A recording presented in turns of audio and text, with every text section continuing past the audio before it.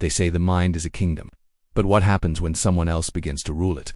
Arin hadn't left the inn since the night of the chains. The others went about their lives, laughing, eating, talking. But every time he looked at them, he wondered, could they hear it too? That faint drag of metal, that whispered just beneath the silence, or was it only him? The box sat on the table again.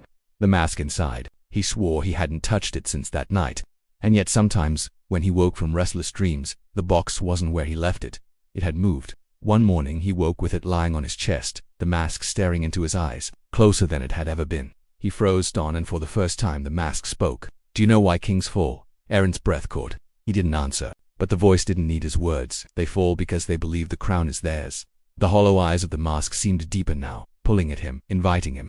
"Wear me and I will show you the truth." Arin pressed it back into the box, but his hands lingered. Because even as fear wrapped around him, something inside whispered louder than the mask. Curiosity, that hunger to know. The rest of the day he couldn't stop thinking about it. He tried to distract himself, tried to push it away. But every time someone in the inn looked at him, their face seemed to blur, and for a split second, he saw only the mask staring back.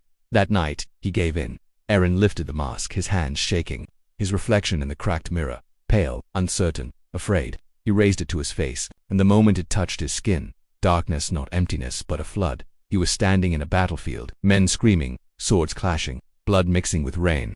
And there in the chaos, a king, crown glowing, eyes hollow, wearing the same mask. The king turned, and through the noise Arin heard him say, "You are not ready, but it does not matter. The crown chooses and the mask obeys." Arin tore the mask away, gasping, back in the inn.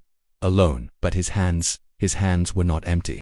A mark burned on his skin, the symbol of the crown, as if carved into him. Some truths do not wait for permission. They carve their way in, whether you are ready or not.